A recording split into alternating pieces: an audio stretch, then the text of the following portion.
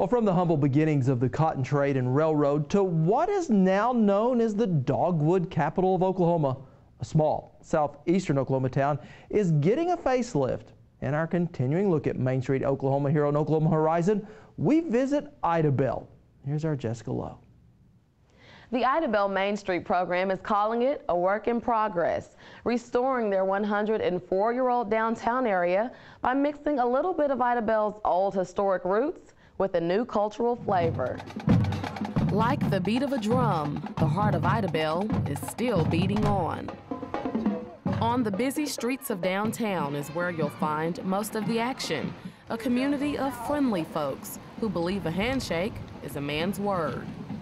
I would not trade this type of living for anything in the world. The people are real. They walk down the sidewalk, they pass you on the street, they say hello to you. Nobody looks down, everybody looks up. David Smulyan heads the Idabel Main Street program and says restoring and revitalizing the downtown area is a way to connect the community with each other and with old Idabel. But this is the base, this is the foundation of what Idabel was built on and where it was built on. There is so much history in this 4, 5, 6 block area, and you can see it when an owner of a building comes in and will take down the siding, and then it exposes the brick. And on that brick were the original advertisements that were painted onto the brick from decades ago. You'll see a lot of the aluminum overhangs that are still in downtown in front of the businesses, but a lot have been replaced with the canvas overhang. The main goal? Try and bring back what once was and what is the foundation of Idabel. And directly across the street from the Main Street office stands the Rouleau house, Idabel's greatest restoration yet. What was once scheduled for demolition is now a premier housing unit for senior citizens in the downtown area. Well, to me, it gave me a home. Jim Sicke is the resident manager for the Rouleau house and says saving this old hotel is a great blessing to the elderly community. It was turned into low-income housing. Everybody living here is either on Social Security or SSI. It's very important to the people that live here. It gives them a good, clean place to live at an income they can afford.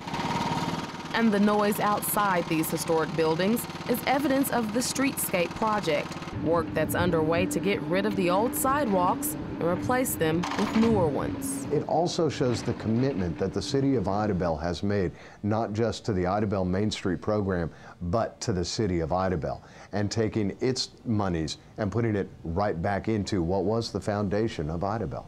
And just a few miles outside of the downtown area is one of Idabel's hidden treasures, the Museum of the Red River. The museum opened 30 years ago, specializing in the archaeology of this region. Henry Moy is the director of the Museum of the Red River and says that the material collected from this region dates all the way back to 11,000 years ago.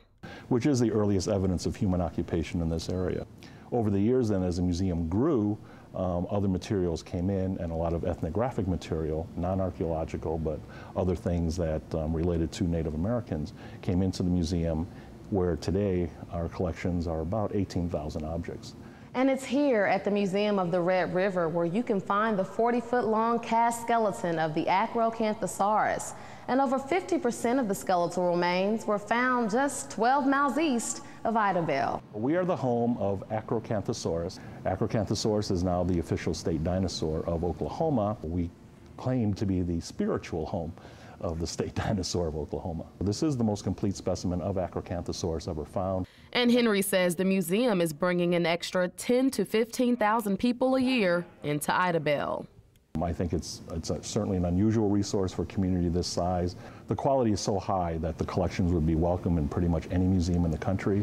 Making this small town a big example of how a community of people is keeping the heart of Idabel alive.